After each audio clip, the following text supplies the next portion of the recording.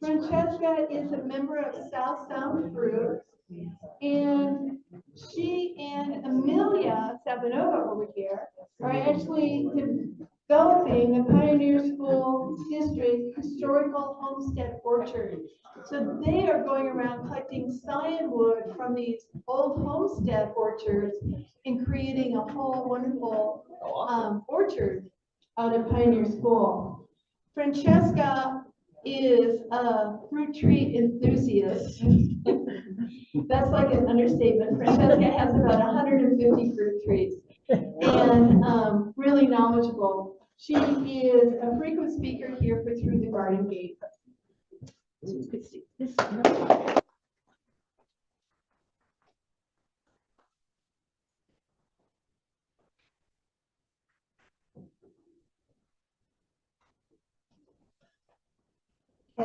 Can everybody hear me? Yes. Okay. Well, as Mary said, I'm a great enthusiast. There's 7,000 varieties of apple trees and other fruit trees as well. There's quite a few. So probably what you've got at the supermarket is a really limited variety. And when we get into it, as Andrew and Jeannie said, there's all sorts of rootstock as well. So it can be very confusing, but we've narrowed your choices down today. So you're just going to have dwarf apple and semi-dwarf pear. And what I really like about the dwarf apples is I grow them on trellises. So they're two-dimensional. You can space them 3 foot apart. I think I had a person who is good at pruning come by, and he looked at them and then he said, oh, that's where your 90 trees are. They're very compact. You can put them in a very compact space. So if you want a lot of trees and you get carried away, like a lot of people in the fruit club have gotten carried away, you do have space for them. And there's wonderful sizes. There's pixie sizes. You can put them in pots. You can do the dwarf trees and have many. You can do the espalier, two-dimensional. They're really fun. So I really hope you guys enjoy this. I find it a great deal of fun. But on that note, we're also using sharp tools. So let's just bring it in a little bit closer here. There we go. Okay, sharp tools. So I really caution you to use safety and think about what you're doing. It's not a race. You can take as long as you need. We're going to practice first because it's deceptively looks very easy. But in reality, there's a little more to it and you'll get used to the process. So I'm just going to show you really quickly. This is what's called a handy cut tool. What's it called again? Handy cut. Hand cut? Yeah, and it used to be a Sears, but it's just continued through Sears. So there's some knockoff brands now, but gives you a very nice clean cut. And I will show you.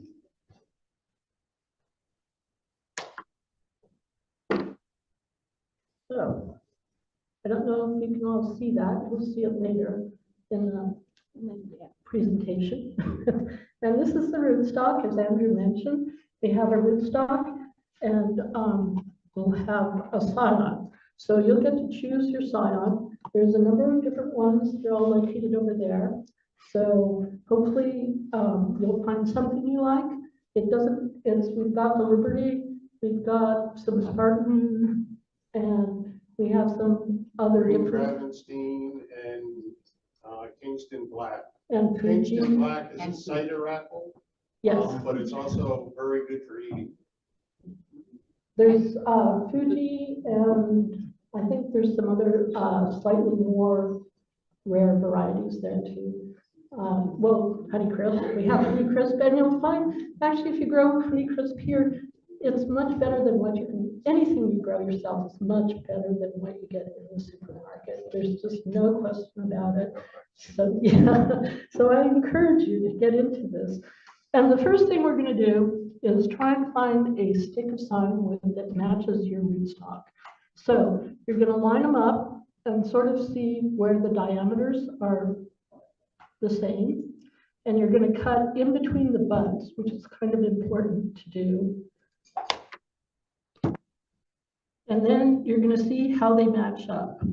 So that matches up, and you guys probably can't see, but when you practice, it matches up pretty well. And then we could bind them together at this point, and that's called a whip graft. And we're going to do a whip and tongue because the whip and tongue holds it together a little more tightly so that you're not, if you, you'll find with the whip tongue, with the whip graft, that it will move around. And if you notice when you put it together that it starts wiggling, it's not a good graft. And you're going to have to go back and do something about that. So I'm not sure, can you see all right on the screen? Yeah. Okay. About 2/3 up from the bottom of this cut and 1/3 from the top, we're going to take our grafting knives. And this is the finger protector. I'm really hoping that we will have fun today. Mary will not have to bandage you up and we will not go to the hospital. So any of you who know how to use a knife, you're welcome to do so to graft. But again, just beware of the safety issues. And I'm going to keep my arms together up towards my body. And I'm just going to gently rock both the knife and the rootstock. And there's a point where you'll feel the rootstock slipping and you want to ease up on the pressure from your knife.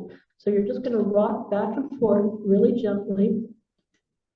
And again, it's not a race. And I'm cutting all the way down to the bottom of this cut. And let's see here.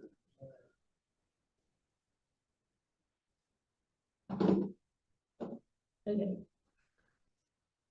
We take the scion and do exactly the same thing. It's about 1/3 from the top and 2/3 from the bottom. And I'm just going to rock gently back and forth, arms hugging the body. And as you get closer to the bottom, you'll feel the slipping. And you just want to ease up at that point because sometimes you just cut off parts of the scion, which you also don't want to do. And the thing about this is not the last chance you have. So it's not as though this is all you have. If you cut it too large, you get to cut it again and start over. And hopefully you have enough scion around that it all works out. But again, it's great to practice on just extra wood that's around. I'm going to take this and push it together. Okay. I see, so it's interlocking. Yes. Yeah. And that's going to give you, that's why we don't do the plain old whip graft, because that won't interlock and give you as much strength, correct. And the thing I like about the dwarfs is that you can also use something called bee cloth. And when you have them in a string, in a straight line, you just cover them with this material called bee cloth, and it keeps the insects out. So now we're going to use grafting bands. This is a grafting band. And you're going to start in the center. And you're going to wrap around your cut. And I hope you can all see that. Go down. Yes, you're keeping it very taut.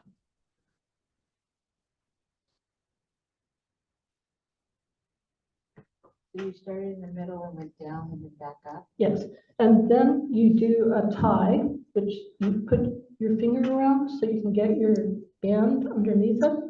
Like tiny end of a balloon. Yes. Oop, you don't want it to do that. Okay, and then pull taut on it. You want this nice and tight because you don't want it going anywhere.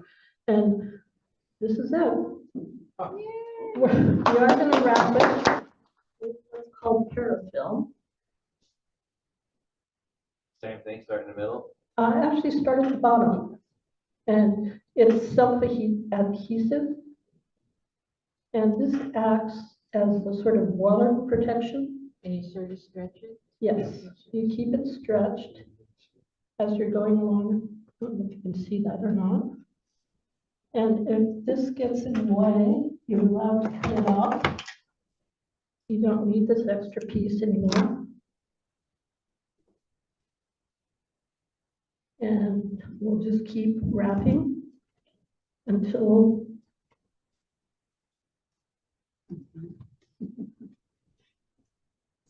So obviously you've done it a few times. and you only really want 3 or 4 buds at the top, so I'm going to cut this off.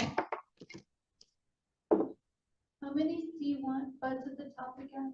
2 or 3 actually. And if you're desperate, if you have some heirloom variety that you really want to graft, you'll find that if it hasn't been pruned for a while, it's going to be very small amount, and that's going to be probably another kind of graft. This is just the basic, most easy. So, but if you're lucky and you go and do a renewal cut for your heirloom tree, then definitely go ahead and harvest that.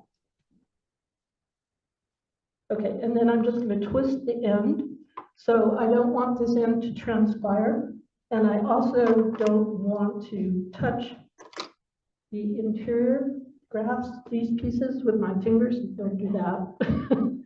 That puts a lot of oils on there, and basically what you've got is living tissue, and you want that to be able to transpire and graft to the scion or the rootstock that you're putting it on.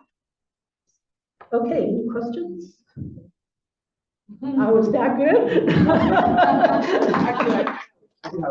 Okay, So, the scion, you can, there's the 2 pieces. right. So the scion makes sense. If I have something I want to graft, I can cut the scion, but how do I Right. get the rootstock?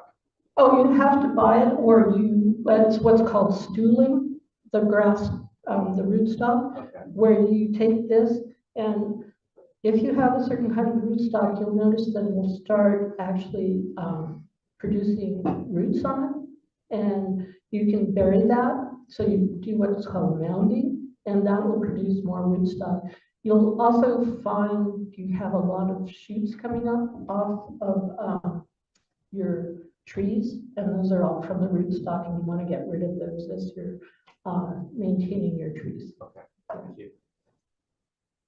Can you pot up those root suckers that come, the rootstock suckers that come up? Can you cut them off and root them? Sometimes, you know, when I'm grafting, I will take what I cut off the rootstock and stick it in a pot, and you have like a 50% chance that it will come back and you'll have new rootstock. It's kind of iffy, but you know, if you need it in rootstock, it's free and it's the top of your tree. So, yeah.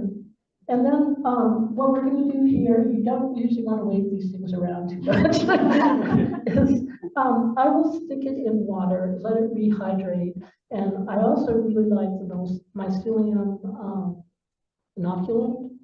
I find it just gives it a jump start, and you can keep it in a pot for a couple of years if you're desperate, and then put it in the ground. It's generally best to put it in a 2-gallon pot if you're going to do that. We're just going to send you home with 1-gallon pots, and you can pot it up with the, I think it's decomposed bark. Yeah, it's wood chips. Decomposed wood chips. Yeah, and that will hold it for a while.